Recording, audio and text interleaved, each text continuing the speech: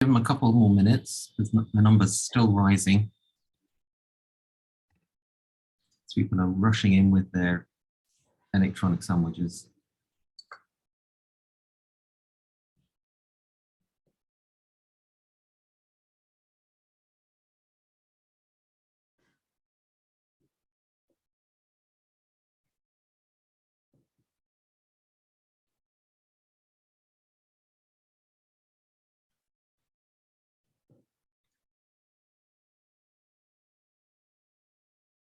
Okay, it's still going up rapidly.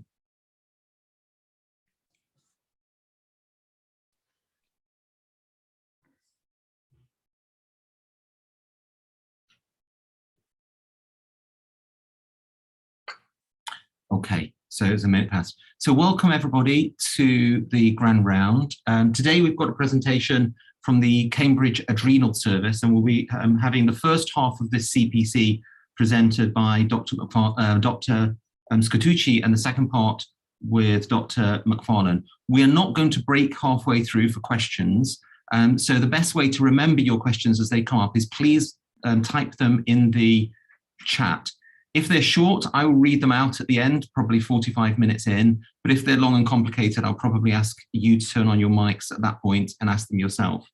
So if we start now, so if I hand over to Dr. Scatucci for your presentation, please. Thank you very much, and good afternoon, everyone. Today's presentation is about adrenal lumps and bumps, and hopefully this will be relevant to most of you, as I'm sure you will have come across incidental adrenal masses on scans done for other reasons. And the idea is to give you a feel of our approach in endocrinology, and hopefully you will get some useful points here. I'm presenting this on behalf of the multidisciplinary Cambridge Adrenal Service. Moving on to the next slide, just 1 second. I've got a little problem. Okay, perfect. So yeah, let's start with the case. So we've got a 53-year-old woman who's been referred with an incidental left adrenal lesion on a CT scan performed for a suspected biliary colic. And to make her life easier, she has no past medical history of relevance and she's not on any medications. And when her symptoms are reviewed, there's nothing to suggest that she suffers from a secretory adrenal lesion, things like weight gain or a tremor or headaches or tachycardia, etc. So moving on to clinical examination, you can see that she's got normal BMI, she's hypertensive, and otherwise her vital signs and physical examination is unremarkable. And when we specifically look into any possible signs of endocrine disorders, we can't find any. In particular, as you can see, there's no signs compatible with an excess of cortisol, such as, for example, the famous moon phases or stria or proximal myopathy, etc., nor signs suggestive of an excess of androgens, such as hirsutism, and there's no tremor to suggest an excess of catecholamines. Now, this slide is about adrenal anatomy and physiology. I'll promise to be very brief, but it's useful to understand what we're doing. As you may remember, the adrenal glands are made up of two parts. There's a cortex and the medulla. So the cortex, in turn, has got different layers. So the first layer from the outer part is the zona glomerulosa, and that secretes aldosterone in response to angiotensin II, and is therefore under the control of renin, as opposed to the other two parts of the cortex that are the zona fasciculata and zona reticularis, which are controlled by ACTH secreted by the pituitary gland and secrete in turn cortisol and androgens, and in particular DHEA, which stands for dehydroepiandrosterone, which is specific to the adrenal glands. And then we've got the medulla that secretes noradrenaline and adrenaline, catecholamines, under direct control of sympathetic nerves. On the top right, I'm sure you remember by heart the enzymatic pathway of production of these hormones. And on the right, you can see a CT scan that shows two normal adrenal glands. which are essentially anterior and superior to the kidneys. And as you can see, the left adrenal gland in particular shows that beautiful Y shape with two limbs, whereas the right one is usually a bit more squashed and looks more like a V. So what's an adrenal incidentalloma? Well, it's very simple. It's any adrenal lesion, by definition, more than 1 centimeter in diameter, that is discovered on imaging done for other reasons, essentially. How frequent are those? Well, they're actually pretty frequent. There's been more and more data in the last few years as the number of scans has increased, essentially. As you can see, they are particularly rare in young people. And in fact, if we detect one in young people, we want to look at it carefully because there's an increased risk of malignancy. And they tend to become more frequent as you get older. In particular, they may be around 3% in 50 years old patients, and then they go up to 7 to 10% in 70 years old.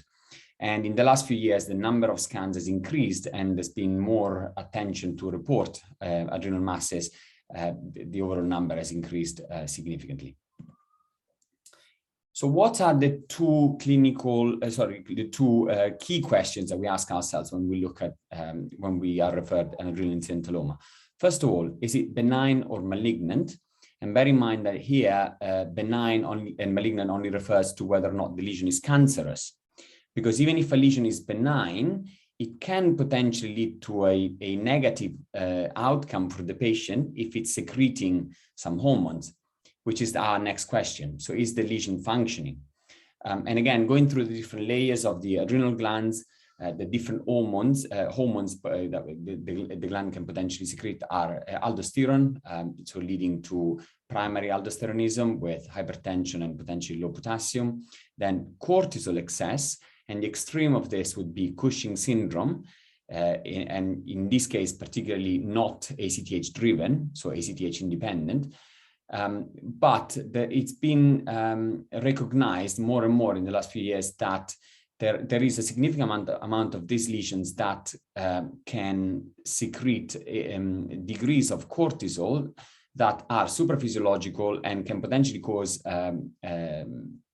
some consequences. We'll look at that later. However, the level is not sufficient to cause clinical signs of Cushing syndrome. And then moving on, androgens, which usually are elevated in cases of adrenal cortical carcinomas. And then moving on to the medulla, catecholamines, therefore adrenaline, noradrenaline in cases of pheochromocytomas. Now, it is reassuring to notice that the majority of these lesions are benign and non-functional. However, you can imagine that the cost of missing a malignant or functioning lesion is pretty high.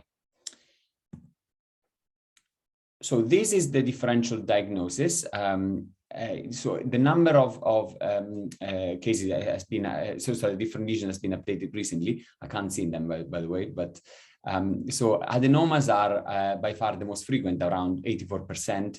And together with other benign lesions, they make up the majority, over 90% of lesions.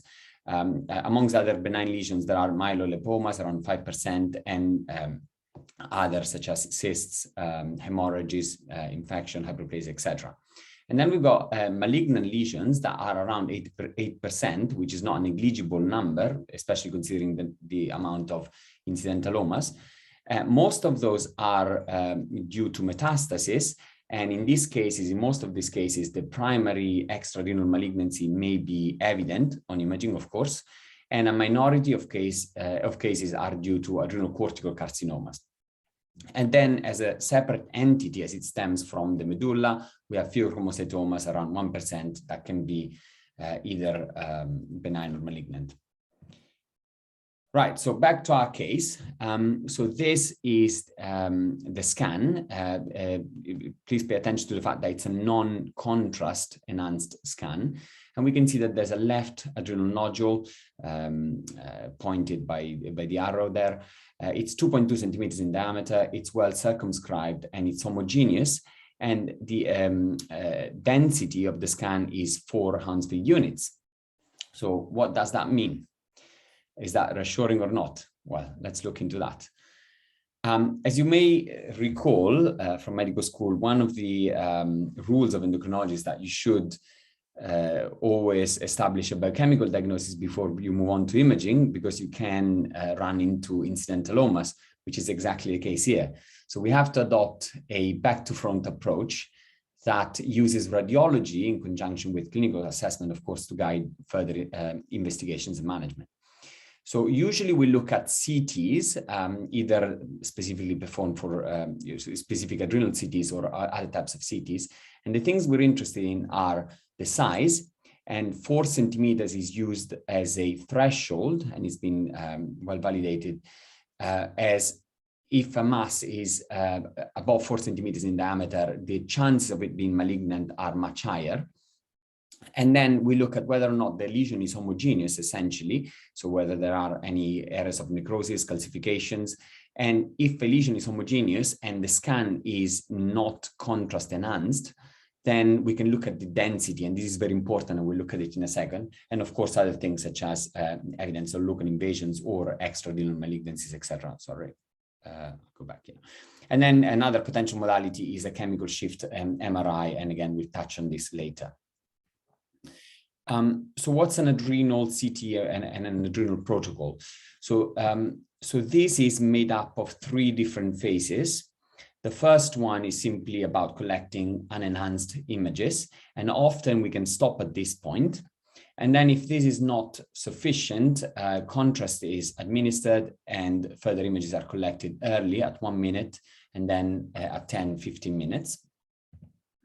So as I mentioned, sometimes it is possible, and often, in fact, it is possible to stop at this point if at the level basically of non-contrast images. If we have a homogeneous lesion that shows less than 10 Hounsfield units in density. So that essentially tells us that the lesion is rich in fat, either intracytoplasmic in the case of lipid-rich adenomas, which are the majority of adenomas, or macroscopic fatty myelolipomas, but essentially benign lesions.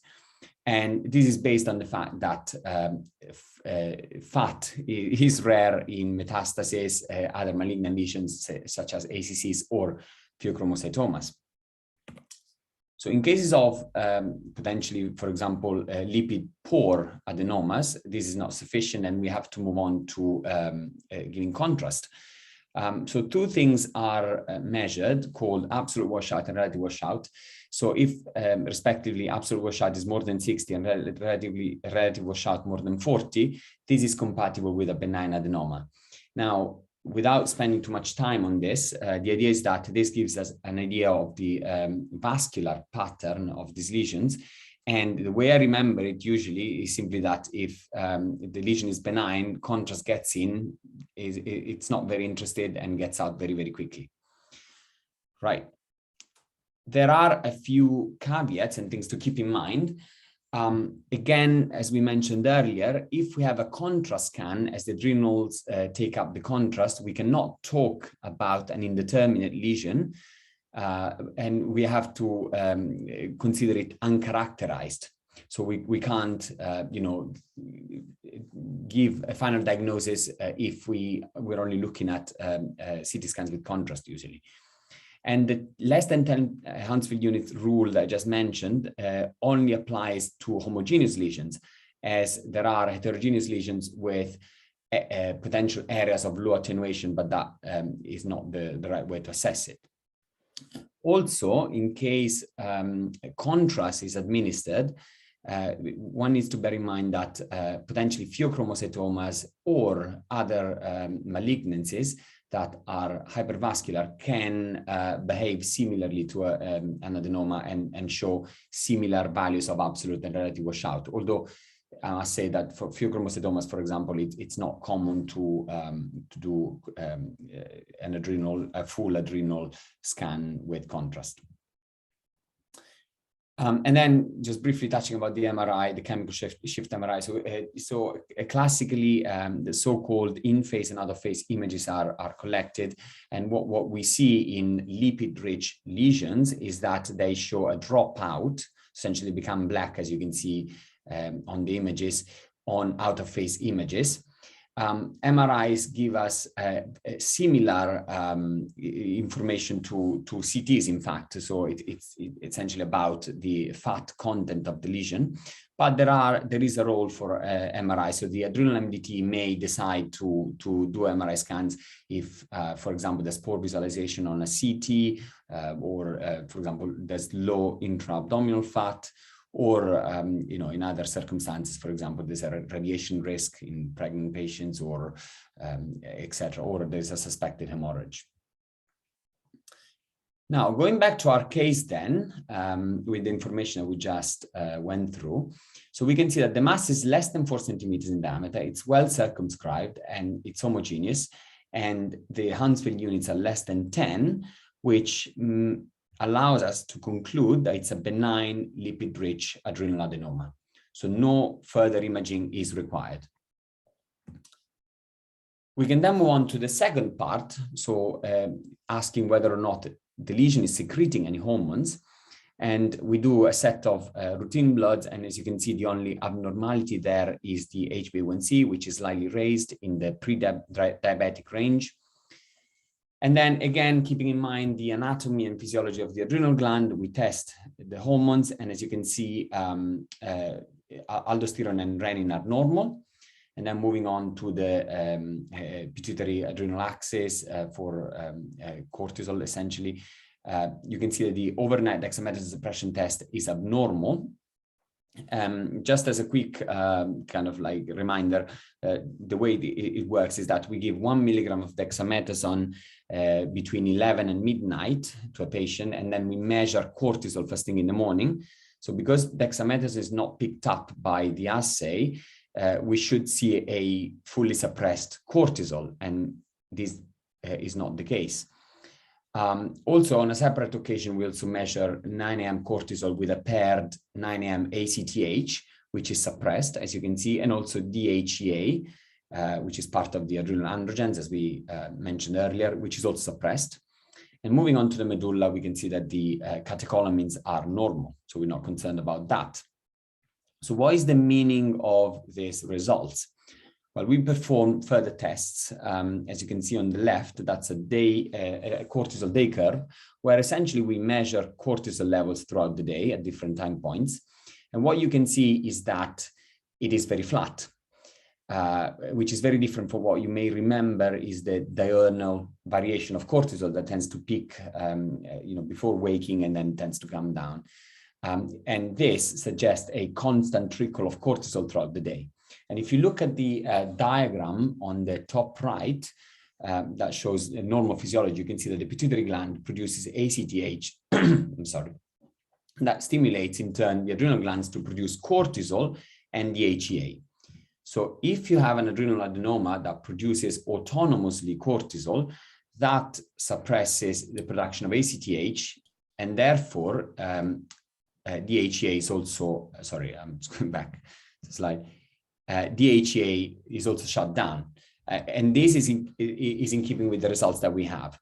Also, it's important to stress that it's very, very important for us to measure ACTH, because if we suspect an excess of cortisol, of course, we want to know whether this is because of a pituitary adenoma secreting ACTH, and therefore is ACTH dependent, or like in this case, it's independent of ACTH. So this biochemical picture is compatible with a condition I alluded to before, which is subclinical cortisol hypersecretion, essentially an autonomous secretion of cortisol from adrenal glands. Now, by definition, this is not sufficient to cause clinical signs of Cushing's. However, it can lead to serious, potentially serious complications, such as hypertension, like in this case, impaired glycemia, again, like in this case, or if we dig a little bit deeper, dyslipidemia, osteoporosis, and sometimes even asymptomatic vertebral fractures. And also, as we saw, suppression of the HPA axis, so the cortisol axis, that is concerning because the patient may not be able to mount an adequate cortisol response to acute stress. So this patient undergoes a left laparoscopic adrenalectomy that is successful, and the histology is in keeping with a benign adenoma. Hypertension and impaired glycemia resolved after this. And initially, this patient is started on hydrocortisone because the contralateral adrenal gland is still suppressed, as it's not been exposed to ACTH for a long time. However, as you can see on the right, on sequential short synaptic tests, there was a gradual pickup of the residual adrenal gland that essentially then went back to normal function, and the patient was able to be weaned off hydrocortisone. Right, so to wrap up, this is a summary of our approach to adrenal masses, adrenal incidental masses. So as you can see on the top in green, if the radiological features are in keeping with a benign lesion, then we move on to protocol 1 or protocol A, which is essentially the bloods that you've seen earlier, including an overnight dexamethasone suppression test. However, if the imaging is either indeterminate or frankly in keeping with a malignancy, like in the red limb, apart from performing potentially other scans or in some cases moving on to surgery straight away, we move on to protocol 2, which is very similar, with the difference that we don't do an overnight dexamethasone suppression test, at least unless we've got normal metanephrines, because theoretically administering dexamethasone could lead to a pheochromocytoma crisis in case of a pheochromocytoma. And we perform other tests initially, such as 24-hour urinary cortisols or salivary cortisols. And we may consider performing a urinary steroid profile and measuring serum androgens that can potentially help us to detect an ACC if this is suspected. And we'll touch on this later on. So to deal with this increasing workload, in 2019, a nurse-led clinic was established, which was motivated by the NHS 5-year digital health plan. And this was recognized as an example of clinical excellence in the Endocrinology GIRFT report in 2021, we're proud to say. So this is our local cohort of patients between 2019 and 2021. And the numbers are essentially in keeping with those of larger databases, in particular the mean age and the mean size of adrenal lesions, which reflects the most common lesion, which is an adenoma that is usually around that size. And as you can see, most patients were discharged from the nurse-led clinic. And I'm not sure if it projects very well, but as you can see on the diagram on the bottom right, you can, so the majority of lesions were lipid-rich adenomas, in fact, and in gray and in yellow, there was a number of indeterminate lesions that underwent other investigations. So how does it work at the moment, practically? So if you spot an adrenal nodule more than 1 centimeter, or in some cases, even less than 1 centimeter if you have concerns, basically. So if you think that the lesion could be secreting, for example, the patient is hypertensive and has got hypokalemia, or if there are any red flags potentially for malignancies, such as a young age or extrarenal cancer, then please do refer to the endocrine register on call. So hopefully soon there will be an EPIC order instead of this, and the endocrine register will probably be happy about it. And essentially what happens is that the patient is put on a list, and then twice a month we review the images at the local adrenal radiology meeting. So if the images are in keeping with a benign lesion, we move on to biochemistry, and if this is normal, we discharge the patient.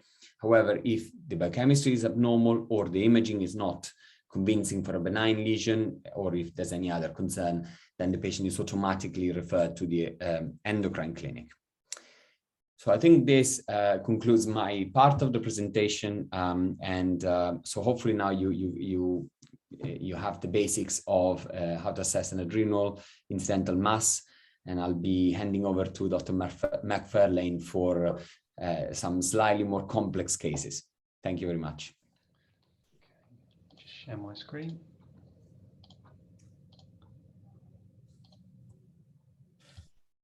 Is that projecting, Jack? Yes. Yes, it is. Fantastic. Right. So the second half of the presentation, I'm going to start with another case vignette. So this is a 56-year-old woman who has had cross-sectional imaging of her abdomen undertaken to see if there's a structural cause for recurrent urinary tract infections. She's got no significant past medical history, doesn't take any regular medicines, and there's no particular concern for adrenal hypersecretory syndromes. She's got a normal BMI and she's normotensive. And this scan on the right here shows she's got a 63 millimeter, so quite a large right adrenal lesion with unenhanced density that is greater than the cutoff for a benign lesion at 34. And the washout characteristics as well have not been able to reassure us that this is a benign lesion. So what are indeterminate lesions? Well, Jacopo has very kindly characterized for us the radiological profile for a benign adenoma, and this covers 90% of all these incidental findings. However, the remaining 10% are a heterogeneous group of pathologies that have significant overlap in their radiological appearance, as you might be able to glean from these diagrams. It's quite difficult to tell these different lesions apart purely on their radiological appearance. What are we concerned about? Well, there is quite a broad differential for an indeterminate adrenal lesion, but the ones I've listed here are the key ones that we don't want to miss. So adrenocortical cancer, a pheochromocytoma, a metastasis from another primary that's gone to the adrenals, or an infective, an infiltrative process, TB, CMV, histoplasmosis, or even perhaps a secondary lymphoproliferative disorder. So when we get one of these lesions that we're unable to be reassured by from the radiological characteristics, as Jacopo has stated, the next step is to characterize things biochemically. So returning to our case, this lady has a normal set of baseline bloods, and she also has some endocrine specific profile. There's one mildly elevated urinary free cortisol, but overall nothing suggestive or strongly suggestive of an adrenal hypersecretory syndrome. So what can we do next at this juncture? Well, this algorithm is taken from the current European Society for Endocrinology guidelines for adrenal incidentalomas. You can see the top of the algorithm very much relates to what Jacopo was talking about in the first half. But as we get further down to these indeterminate masses, the guidance is a little more vague, and there's a lack of specific guidance as to which investigations you may want in which specific situations. So what could one do to help distinguish between these quite varied pathologies? Well, we could do more imaging with another modality. For example, we could do some PET scanning with FDG, but quite a lot of the pathologies that we're trying to distinguish between will all be FDG avid: adrenocortical carcinoma, metastasis, pheochromocytoma. Another option would be to do urinary steroid profile. So this is another biochemical test that looks for metabolites of adrenal cortical products and would be sort of helpful in differentiating adrenocortical adenomas or carcinomas out from these other differentials, but it's quite a long wait time to get this currently. We could proceed to surgery. That's going to give us a definitive histological diagnosis. However, we may end up doing surgery and removing some benign lesions, or inappropriately removing malignant non-adrenocortical lesions. We could take a surveillance approach. We could just do another CT in 3 to 6 months' time. There's a risk that there'll be progression of whatever the lesion is between these two studies. And we could do a biopsy as well, although the concern in this context is always that we could seed an adrenocortical carcinoma. So if we put a needle in this particular malignancy, we can spread it within the abdomen and the biopsy tract. So given all these challenges, we've been working on some novel molecular imaging approaches to try and use these as tools to differentiate between the different causes of indeterminate adrenal masses. So the first column of my table, I briefly mentioned FDG on the last slide. So we know this is a widely used oncologic tracer that demonstrates avidity in tissues with increased cellular metabolic activity. The picture I've shown you here is an adrenocortical carcinoma that's showing FDG avidity, but this avidity will also be seen with pheochromocytomas, non-adrenal metastases, and infective and infiltrative processes. Okay, then what about a tracer that targets the adrenal medulla? So MIBG, we know targets the noradrenaline uptake receptor, and we've got gallium dotatate, which targets somatostatin receptors. So these would show focal avidity for pheochromocytomas. The sort of missing piece of the puzzle really has been a tracer that can target the adrenal cortex, something that could tell us if something was an adrenocortical adenoma or cancer. And this is a challenge that Cambridge, in collaboration with London and Uppsala, have been working on over the past few years. So a tracer that is specific for the adrenal cortex is 11C metomidate. What is metomidate? Well, it's the prodrug of the anesthetic agent etomidate. And this shows a high degree of specificity for two enzymes in the adrenal steroid biosynthesis pathway. So CYP11B2, also known as aldosterone synthase, but also CYP11B1, which is involved in the pathway for making cortisol. So to return to this slide, metomidate and more recently CETO are tracers that have shown specificity for these two enzymes expressed in the adrenal cortex and can potentially help differentiate adrenocortical adenomas and maybe even carcinomas as well. This picture here is showing the use of metomidate in another condition with adrenocortical adenomas, Conn syndrome. So it's been shown to be helpful in lateralizing which adrenal gland is producing an excess of aldosterone. You can see here that this lesion is much brighter on the metomidate on the left than on the right, although there is still some uptake in background normal adrenal. Okay, so returning to our case of the 6 centimeter right adrenal lesion in the otherwise fit and well 56-year-old woman. Well, how can we use molecular imaging here? So she's had an FDG PET, and this lesion shows high uptake of FDG. So we're concerned about malignancy here. She's also had a metomidate. So there's concurrent high metomidate uptake, suggesting this is a potentially malignant adrenocortical lesion. As we're concerned for adrenocortical carcinoma, the patient proceeded to surgery, and histologically we were able to confirm what was suspected from the combination of molecular imaging. Got some more cases where we wish to demonstrate the use of this novel approach. So my third case is a 53-year-old man who's got a hematological background. So he has had a stem cell transplant in the context of atypical CML, and it's been complicated by graft versus host disease. And he's having radiological surveillance from a hematological perspective, and they identify a new right adrenal nodule. So there's no clinical suspicion really as to a hypersecretory syndrome, but the radiological characteristics are of an indeterminate lesion. Again, can't be reassured. Importance of biochemical workup. Again, this reassures us that this lesion isn't making anything. There are some mild abnormalities in the baseline bloods. Okay, so this lesion, again, like with the previous case, shows high FDG uptake. But in contrast, it now shows no metomidate uptake. So it's a potentially malignant non-adrenocortical lesion. Now in this context, now we have no metomidate uptake, and it's less likely to be an adrenocortical carcinoma. We were happy enough to proceed with a biopsy in this case.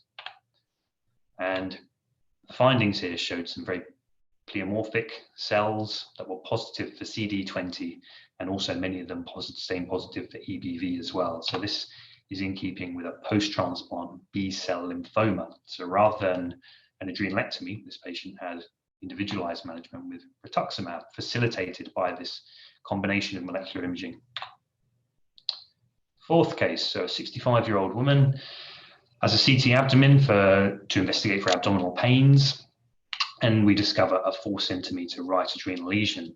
Again, not too much going on in her background, no real suspicion as to hypersecretory syndrome, but this is radiologically indeterminate again. Although one factor that perhaps is somewhat reassuring is that it hasn't grown over the past 5 years. Biochemistry is reassuring. As we suspected from the clinical picture, it's not making anything. So this time, the lesion shows low FDG uptake.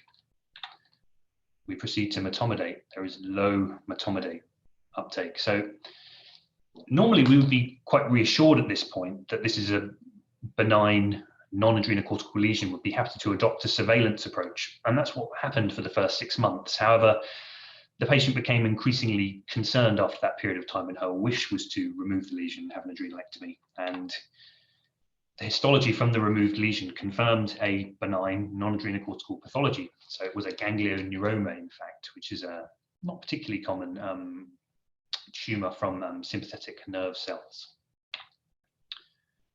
Final case is a little more nuanced. So this is a 76-year-old woman who has a background of cancer. So she's had a previous renal cell carcinoma for which she's had a partial left nephrectomy. And she's having interval routine surveillance for this, and unexpectedly new bilateral adrenal lesions are seen on this study. So she is hypertensive and she's on an amlodipine, perhaps not unexpected for a 76-year-old woman. However, she's also reporting some palpitations, anxiety and sweating, symptoms that may increase our pretest probability of catecholamine in excess. And of the two lesions, the right is slightly bigger, and this has a higher radiological density, one that is not reassuring for a benign adenoma. Although the left-sided lesion at -8 Hounsfield units, we can be reassured this is an adenoma. So an indeterminate lesion on the right and an adenomatous lesion on the left. She had some abnormal biochemistry. So as we were suspicious of, she has raised metadrenalins. So now we're starting to be concerned about whether she's got a pheochromocytoma in that indeterminate lesion on the right. We proceed to molecular imaging, and I've put some arrows on here because it's a bit of a complex set of studies to this. So the yellow arrows are showing normal adrenal glands. The left are showing these two new lesions. So this lesion that's stuck to the medial limb on the right and the lateral limb on the left. Okay, so you'll recall the right-hand lesion is the one that's indeterminate based on its radiological density. And this is showing high FDG uptake, concerning us for a malignant process. It's showing high FDG uptake and a no metomidate uptake. So this is a non-adrenocortical, potentially malignant lesion with raised normetadrenalin. So we are very suspicious for pheochromocytoma here. On the other side, so this was where this was potentially radiologically benign, we can see that there is not elevated FDG uptake, and there is high metomidate uptake in keeping with an adrenal adenoma. So in terms of our counselling of the patient and position for how we were going to manage her, our suggestion was to proceed to a right adrenalectomy for a presumed pheochromocytoma. However, her wish, in view of having a previous history of renal cell carcinoma and now pheochromocytoma, and perhaps her wish was to have both of her adrenal glands removed at one sitting, and this is what ended up happening. So histopathologically, we confirmed a pheochromocytoma on the right, and on the left adrenal gland, it was confirmed that this is an adrenal adenoma. So as expected from the molecular imaging in a complex case of dual pathology. So with our experience of this in mind, we're working on a sort of putative algorithm to help characterize indeterminate adrenal lesions and facilitate individualized patient management by putting metomidate much earlier in the algorithm. So if an indeterminate lesion has metomidate uptake, we know it's adrenocortical, and then the key diagnostic differentiation to make is whether it's a benign adrenal adenoma or a malignant ACC. And probably the next two most helpful investigations to do that in the algorithm are going to be the FDG PET in combination with a urinary steroid profile. And conversely, on the other side of the algorithm, if we've got a lesion with no metomidate uptake, then the two main concerns are, is this a pheochromocytoma or is this a non-adrenal metastasis? And exclusion of pheochromocytoma being particularly important in this context. So to summarize, incidental adrenal lesions are common. Almost everybody in this call, I suspect, will be requesting some form of cross-sectional imaging of the abdomen, so you will come across them. When we find them, we need to assess them radiologically for possible malignancy and also perform a biochemical assessment for hypersecretion. The current local referral pathways when we find these are to go via the endocrine reg on call. Hopefully in coming weeks, we'll be able to get this just an electronic request on Epic. Vast majority of these, 90%, will be benign adenomas where no further intervention is needed, but there will be an important group 10% or so where more detailed investigation and treatment will be needed. Characterizing this group is currently challenging, but molecular imaging shows promise in helping to enable individualized management for these lesions. And I'd just like to thank everyone that's helped me prepare for this within our department, and also the extended adrenal multidisciplinary teams, colleagues from surgery, radiology, nuclear medicine, histopathology, genetics, and anesthetics. Thank you very much. Thank you, Drs. McFarlane and Scatucci. That was an excellent and super clear presentation of something that we all face very often. Before I open it up to the floor for questions, I wondered if Dr. Casey or Prof. Gunnell, who are in the background, would like to make any additional comments before the questions begin.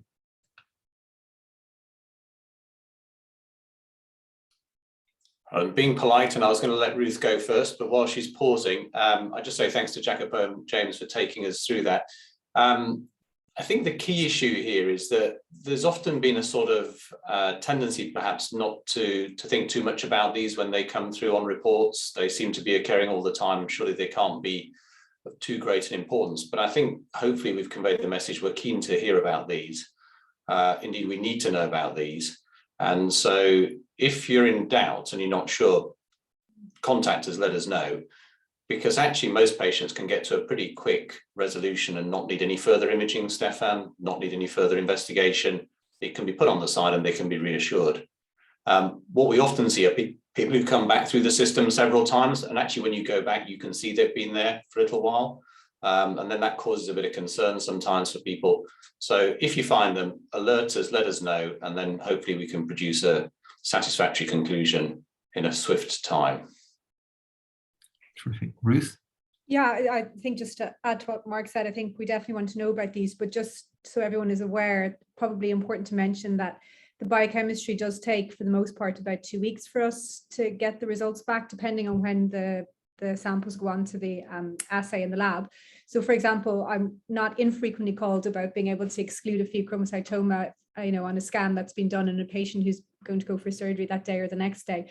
We won't be able to make that call. It will take us 7 to 10 days to get the blood test back. Sometimes we'll be able to reassure people and say that the radiology looks like a benign adenoma, but biochemically we won't be able to give you an answer for about 10 days. So just worth bearing that in mind as well. Terrific, will do. We'll take that into consideration. Professor Maxwell is kicking off with the questions, and he said complimentary things about the excellent presentations, but he said, did you consider VHL disease in your patient who had both a pheo and renal cell carcinoma? I might let Dr. Casey answer this one. Thanks, James. Yes, we did. She had a full panel of genes, and she surprisingly actually didn't have any genetic predisposition despite having both a renal cell carcinoma and a pheochromocytoma. And in fact, she went on to have even further research testing and whole exome sequencing, and we didn't find anything of interest in her case. So incredibly bad luck, or is it something that's not missed, something that you're still looking for? I suppose it could just be coincidental. We do, and there are, many cases of renal cell carcinoma and pheochromocytoma described in the same individual. And we know, aside from VHL, STHB, for example, is another genetic driver for those two pathologies in the same patient. In this patient's case, it could be that it's in a gene that we just didn't, we didn't do whole genome sequencing, we did whole exome sequencing. So, perhaps she does have a genetic predisposition, but there's no other family history in her case. And she was, I think, wasn't she over 60, James? So I think perhaps she was just unlucky and had two primary cancers that were not linked. Okay. On a sort of a related note, but more general, is why is it that these masses in the adrenal gland are so common? You said that, the more scans that are being done, it seems it's not, is it a particularly proliferative tissue? Why should adenomas be so incredibly common?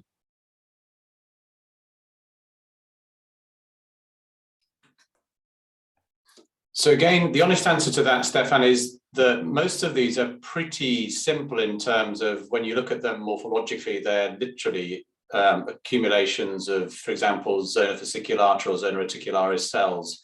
for which as yet, for the majority of the incidental non-functioning ones, we haven't found drivers.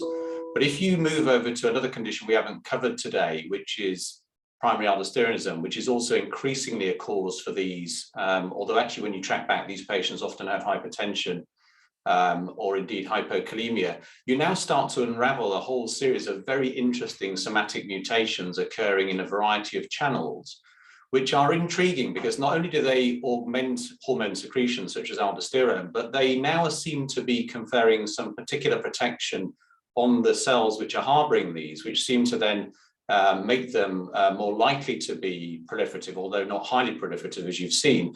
And what's really intriguing here is trying to think how this interacts with environmental factors. So, for example, if you look at the incidence of these, this is very much a condition you see in societies where hypertension is prevalent and where the high salt intake is prevalent.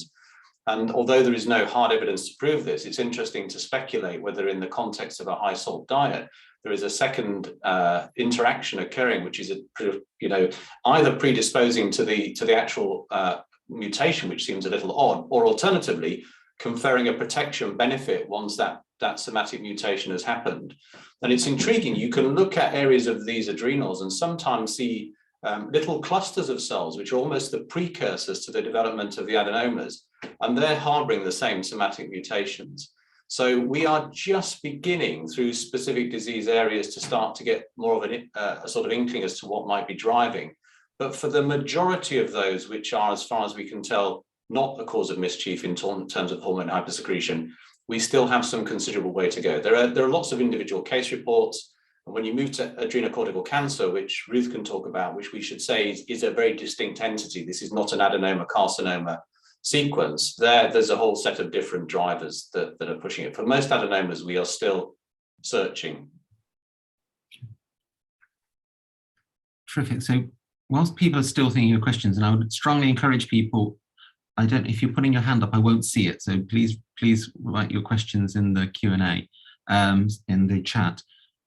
One thing that hasn't been mentioned, and possibly because it's a stupid question, but I will ask it, is these multiple endocrine neoplasia syndromes, are adenomas up? Do they? You didn't mention that. So is this completely unrelated, or does this sometimes flag up those patients? Do you want me to take that one, or James or Jacopo? Fancy? To be honest, I didn't actually fully understand. So whether actually those lesions are picked up for patients known to have mutations, is that? No. What I'm saying is that when you find some with one of these adenomas, does it ever lead to a diagnosis of somebody with a multiple endocrine neoplasia, or one of these endocrine syndromes, or are these completely a cul-de-sac? Okay, well.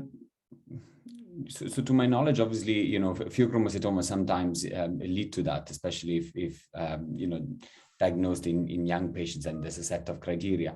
For adrenal adenomas, it's not, something that would normally make us think of particular, genetic causes behind. To be honest, I don't know if there's something I'm missing. I can see Dr. Casey is eager to take over this, but.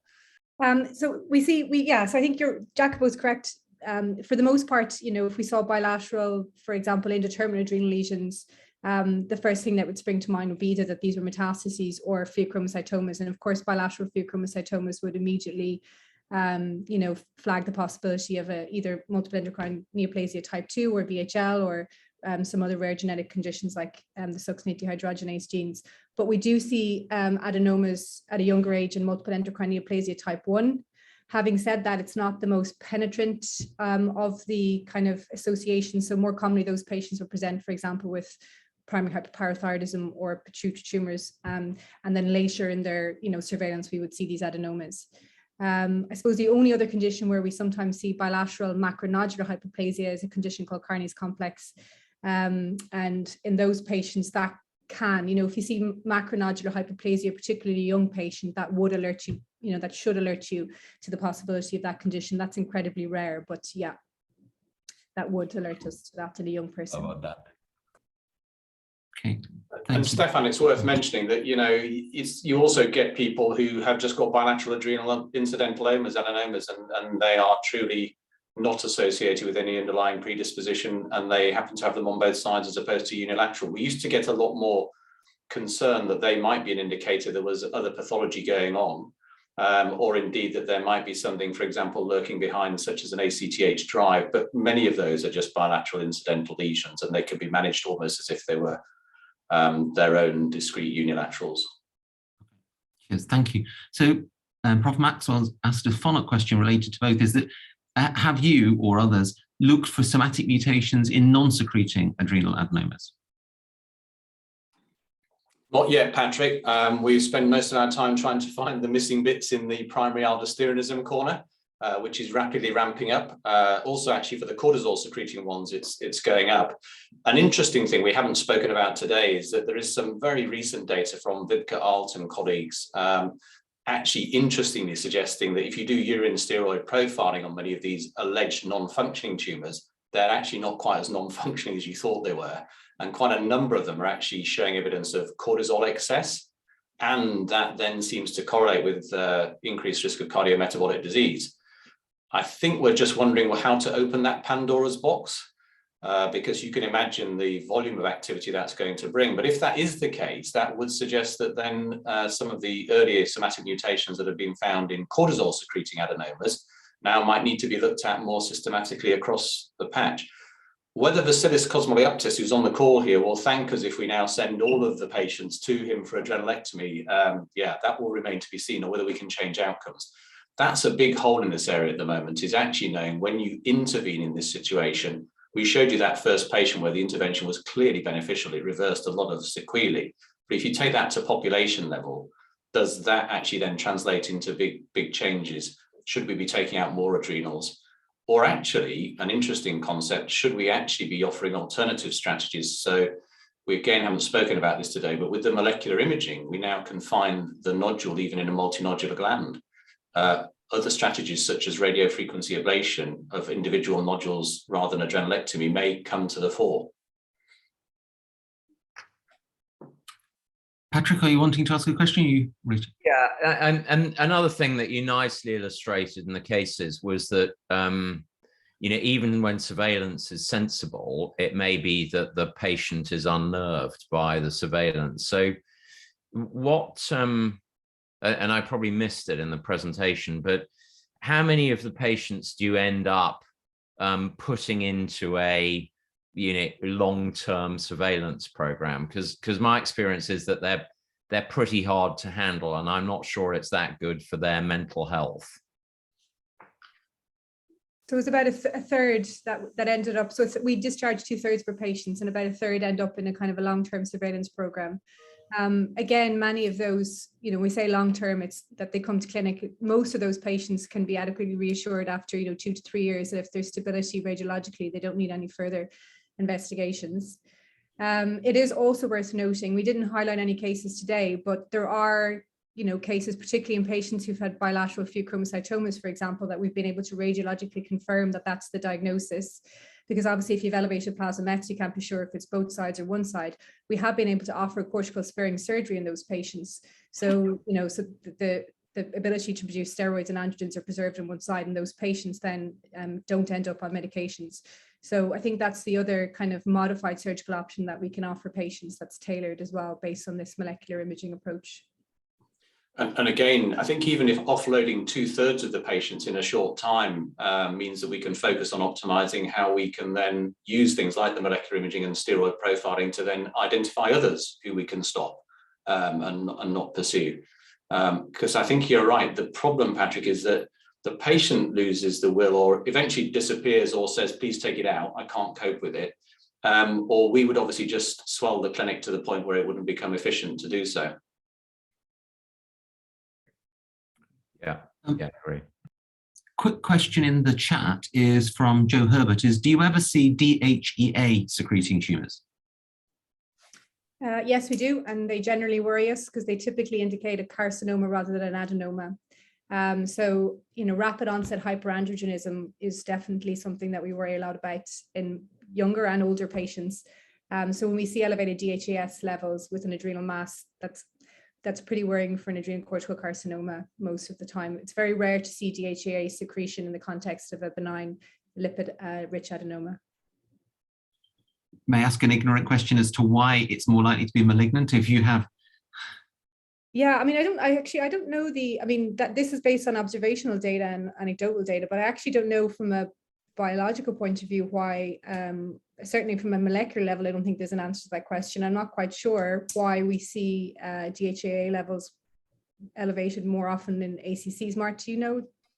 No, again, I'm not sure that there is a clear understanding of that. So either DHEA secretion on its own or actually co-secretion with cortisol is bad news. If you're seeing DHEA and cortisol up with no ACTH, you should be pretty much sending everybody to Ruth quickly, because they almost certainly do have an adrenocortical carcinoma.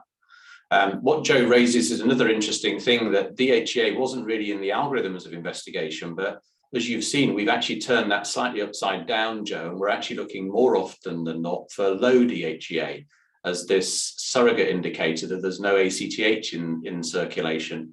It's actually much better actually as an indicator of ACTH status, because ACTH is so short-lived with pulses that random measurements are really difficult to interpret. But with the long half-life of DHEA, you can actually use, as I say, the alternative and look for low levels as an indicator that there may be autonomy going on. If I may, because we've got a couple of minutes still left. Jacopo or James, is one of your patients that I can't remember which of you presented, you said that the mass was stable for 5 years. That suggests either it was missed 5 years ago or somebody made the decision to not study it and then changed their mind 5 years later. I think it might not have been flagged on the original study, and then when we looked to see if there was any historical imaging, there was some, and actually retrospectively you could see it there 5 years ago. Okay, that makes sense. So we are really about to run out of time. I would just comment, because what somebody asks in the chat very helpfully about would this recording, because this is a very information heavy and wonderful presentation, and I think people will use it as to go back to time and again. This is available both via Connect and also via the Clinical School website using your Raven login. And as somebody who teaches first year physiology, I think the first years will be quite inspired by this. And so you might want to let your undergraduates know about it. So unless there are any last questions, I will thank all of our speakers. One more question. The question that's just appeared is, adrenal nodules are really common in cross-sectional imaging, so therefore is very resource intensive. Okay, well, so it's more of a comment, and I think that's well taken. Thank you. So yeah, I would like to thank all the people who asked questions. I would really like to thank the presenters, and I think we'll sign off now. Good day, everybody.